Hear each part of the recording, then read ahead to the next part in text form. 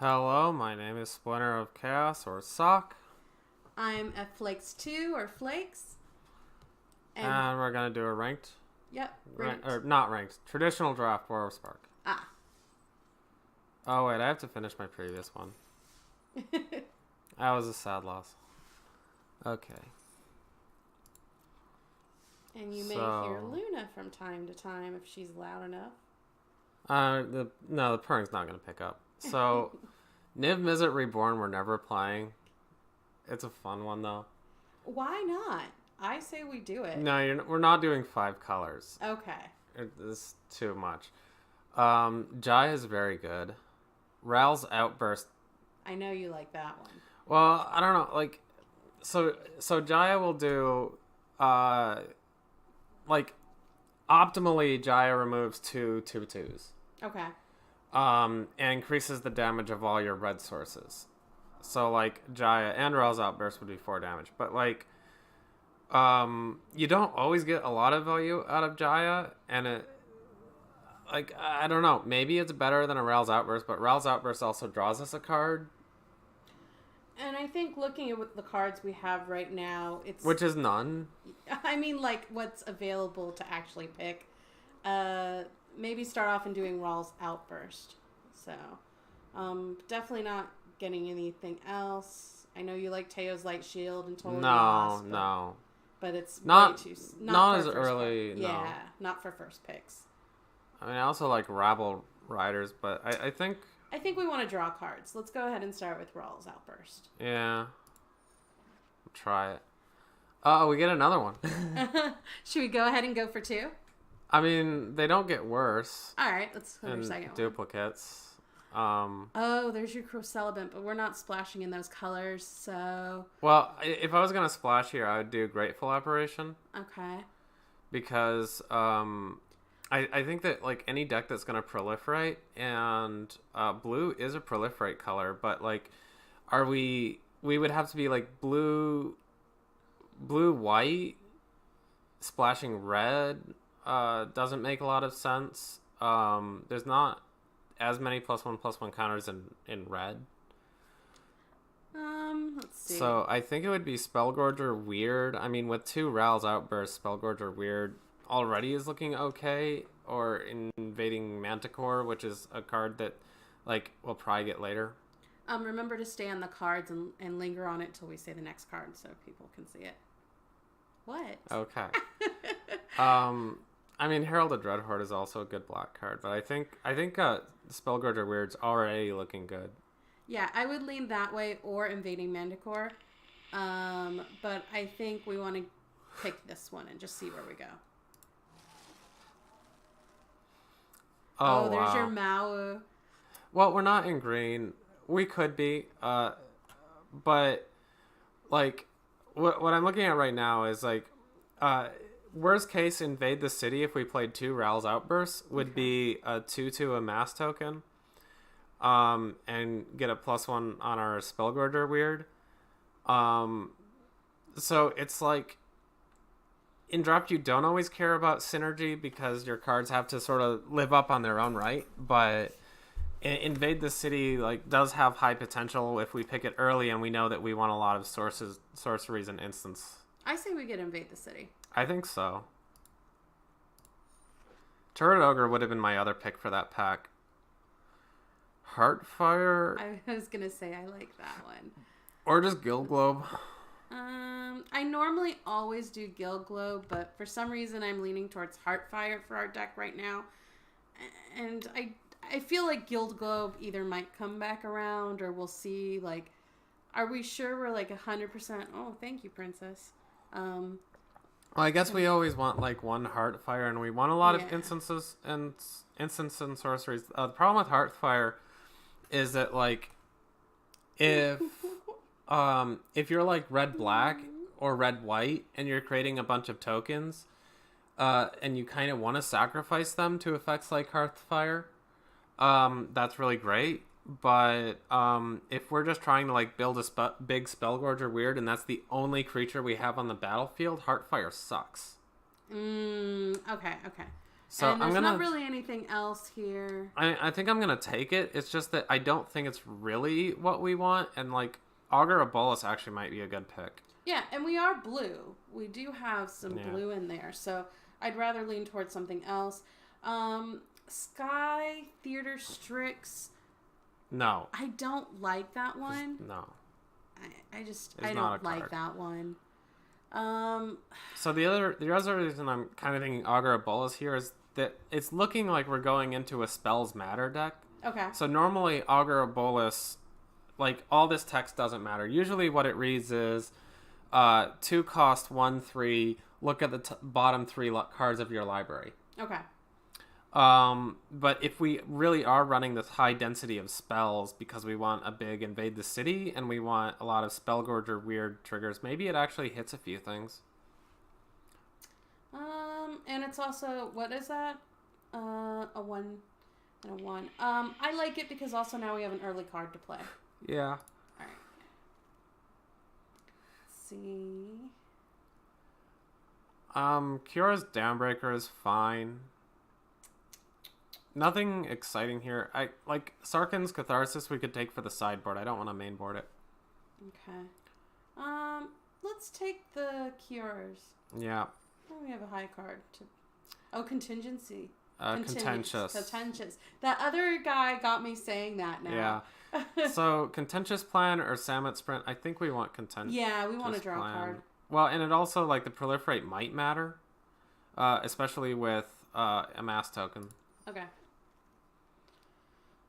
I do like Dreadmalkin. I love Dreadmalkin. Oh, Burning Prophet's perfect in this. Let's see. What's Burning Prophet? When you cast a non-creature spell, Burning Prophet gets a +1/+0 until end of turn, then scry. So we get to draw a card. Scrying is not drawing. Oh, that's right. That's just pulling to the top of the deck. Well, like, we look at the top card of our deck, and then we choose whether to keep it on top or put it on bottom. Got it.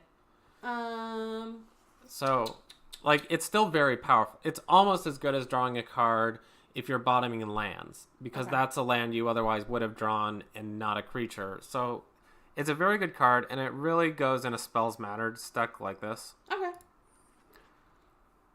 And it's a fantastic 2-drop. Yeah. Crush Descent, like, isn't great. It's okay. We could just take Teo's Light Shield in case we go into white. I think that more than Martyr for the Cause. Oh, interesting. I was thinking more of the Cause. And then not even force. Oh, well, he's a bear. He's a 2 mana 2/2, and then, like, maybe the when he dies Proliferate matters, but if we had picked Heartfire, that might be okay, but, like, otherwise... So Crush Descent is often just, like, your opponent's spell costs 2 more, amass 2. Mm-hmm. It could be good in a lot of situations when your opponent's not playing around it, but I think Teo's Light Shield has more Forced Landing has more upside in our sideboard if we decide to go green. Okay, I was thinking Forced Landing. So. Yeah. Return to Nature. I remember you talking about that one. Well, it's a really interesting sideboard card, in that, like, if your opponent is playing, like, Bond of Revival. So they pay 5 mana, target a creature in their graveyard, and then you exile it with Return to Nature. Okay. But I think I'd actually rather take Bond of Revival in case we go into black. Okay. Over, like... I never really liked the Wall of Ruins. I know that seems to be a good one. But well, no, it's not. Okay. But, like, the Scry one can matter, but it's like... I do want Wall of Ruins in our sideboard in case we come across a really aggressive deck. Then let's put it if it's with an aggressive. We still don't know if we're committed to blue and red. I mean, we feel pretty committed, actually.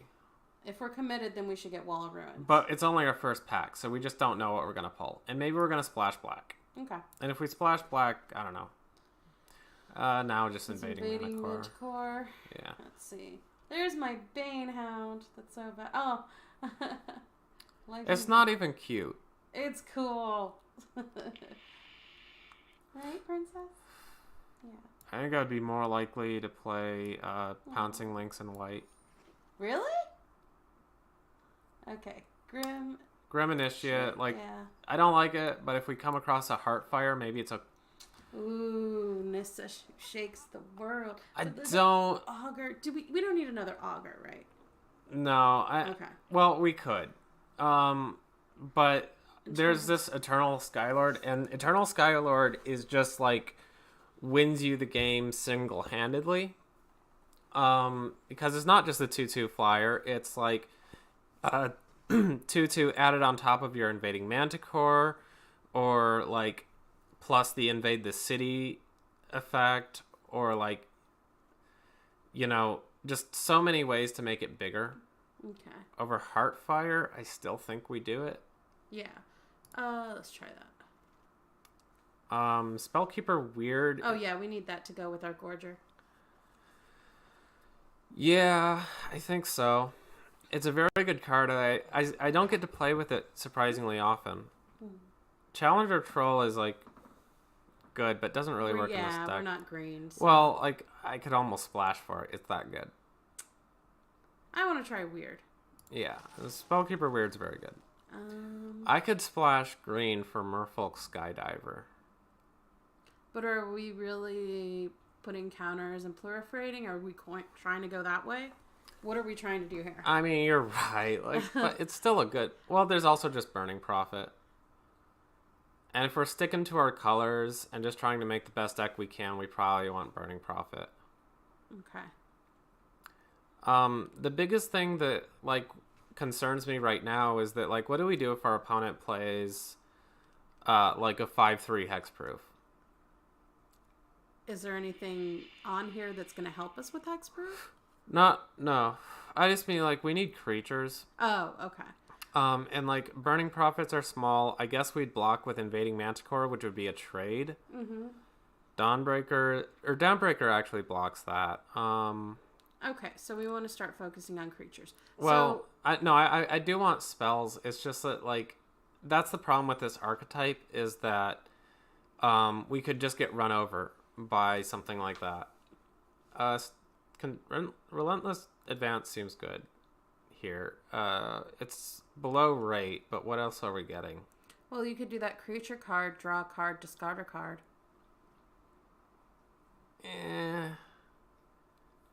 Alright, then let's amass 3. I mean, it's another hit for Augur of Bolus. It's another +1/+1 on Invade the City, which actually makes up for the fact that it's below rate. Okay. It works with Eternal Skylord. Like, what we're looking like is a Spells Matter amass deck, and maybe we drop the Spells Matter part, like maybe even take Invade the City out if he doesn't end up being very good, and just be a spell, like amass, and then Eternal Skylord killed him. Total loss. Oh, Toll of the Invasion. I like that card. Oh, there's another Invading Manticore. Maybe just Heartfire, though.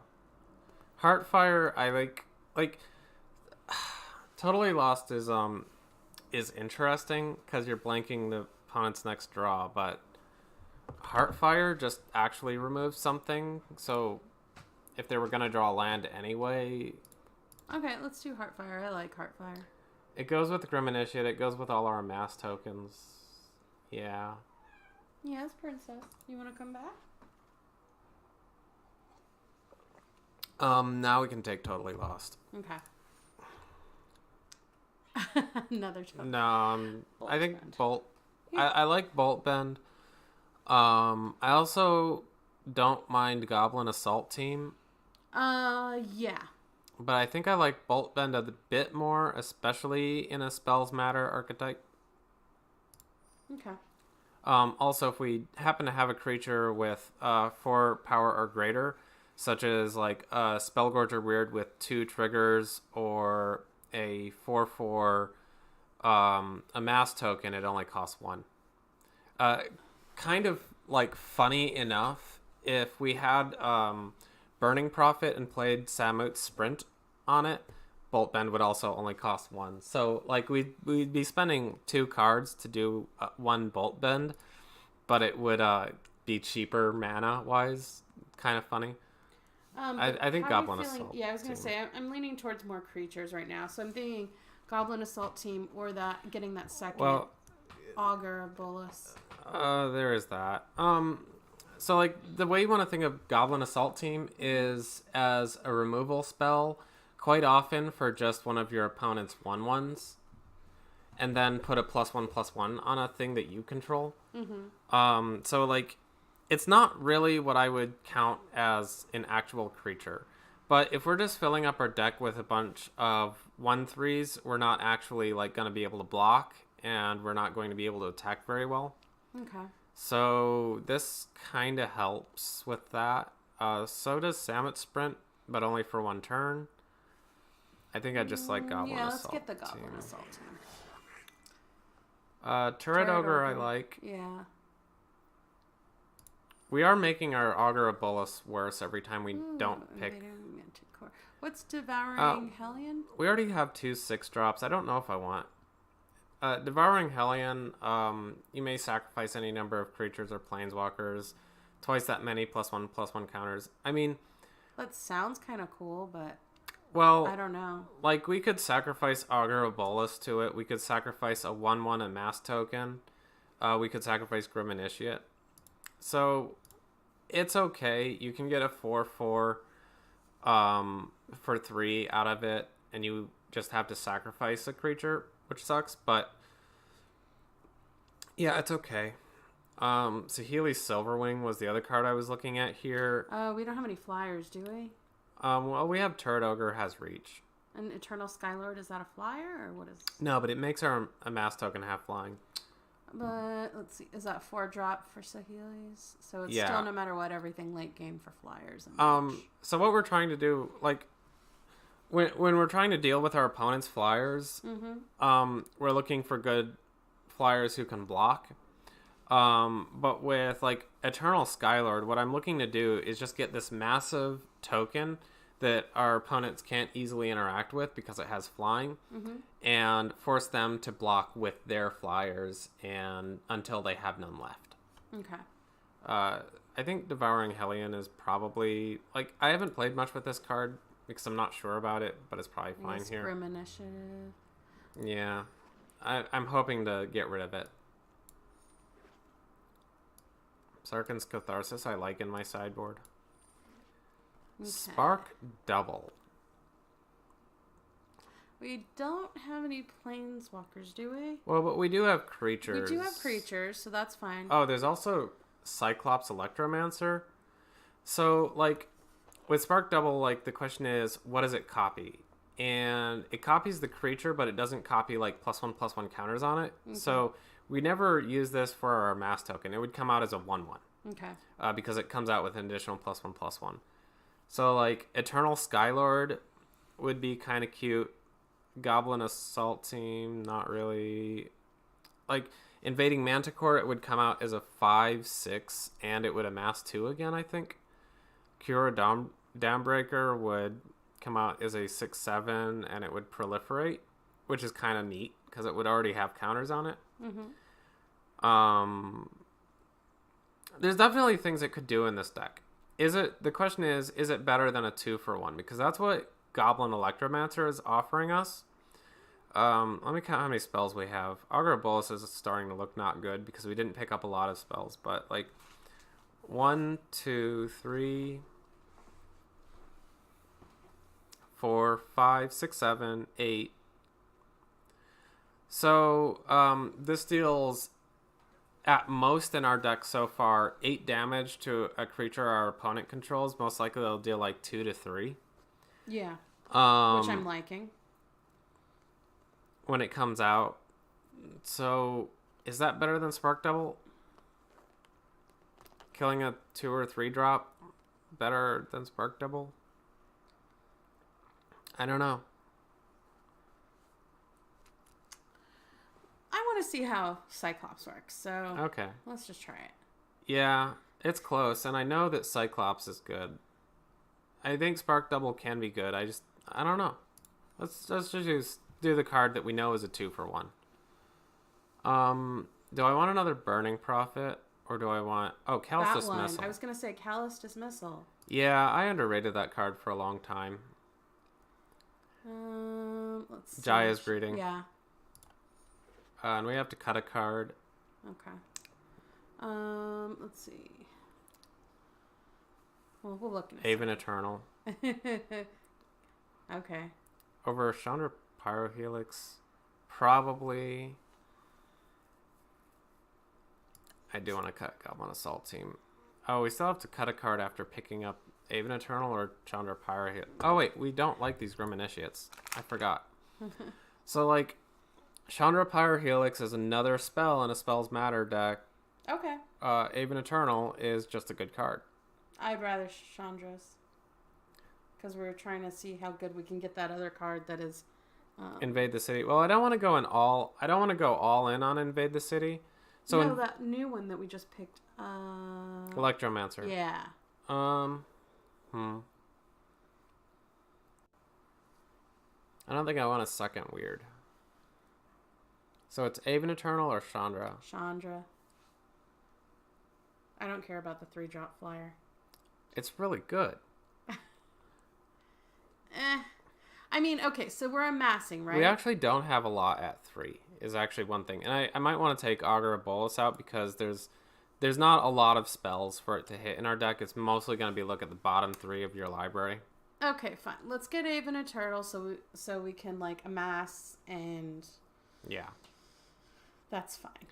Well, and so one thing to consider here is that if we're looking at synergies, Chandra's Pyrohelix just often won't kill a lot. It'll like maybe trade for Paradise Druid if we get lucky. Mm-hmm. And it makes Electromancer 1x better, but Aven Eternal makes Eternal Skylord and Invade the City both better. So if we're just looking at synergies, Aven Eternal is actually better. Okay. Goblin Assault Team. Maybe just Turd Ogre. Yeah. I mean, we're not a heavy proliferate deck. No. Which is where I really like Goblin Assault Team. Turd Ogre also pushes extra damage. Okay. For sideboard or? No, main deck. Alright. And it's got reach. Okay. Which I know you it has like. Reach. Yeah, I do. I like the reach. So Bolt Bend or Blind Blast? No. Blind Blast, like, I don't know. You can include this card in the deck, but it just deals 1 damage. And we draw a card. Or you could just play a better card. Okay, Bolt Bend. Let's see that. Yeah, I'm kind of trying to consider whether I want a second Bolt Bend in my main deck. I think not. I don't think I want a second Invade the City. If I have 2 of these in my hands and they're my only instances and sorceries that I cast the whole game, the first one creates a 0/0 amass token. Mm-hmm. The second one creates a 1/1. So it's kind of like, I don't really know that I want to have 2. Bolt Bend is probably fine. On the other hand, I could just take out Grim Initiate and put Bolt Bend or even Blind Blast in my main deck. Take out Grim Initiative and do Blind Blast. But I do have Heartfire, so I kind of want Grim Initiate. Oh. Like that's kind of the ideal type of sacrifice outlet for Heartfire. I'm just gonna take Bolt Bend. Okay. Blind Blast. Yeah, alright. So, like, the reason I'm considering Bolt Bend is because, like, against the against the black-red deck, I'll really want Bolt Bends because they'll have damage spells. Green decks might even have fight effects if we see that. And all of those things are things we'd love to redirect. Alright, but Blind Blast actually has more applications. If we can kill a 1/1 and draw a card, I'm pretty happy. But it just sounded like there was... I still want to do Mind Blast. I'm not going to talk you out of it. Yeah. I guess another Spellkeeper weird. If they're running... We're not doing Neoform. I don't want to... Maybe we... Like, is there a situation where we board in Sky Theater Strix? If we're just going to put something for sideboard, I'd rather just get, like, Force Landing at that point, or, like... We're not going green.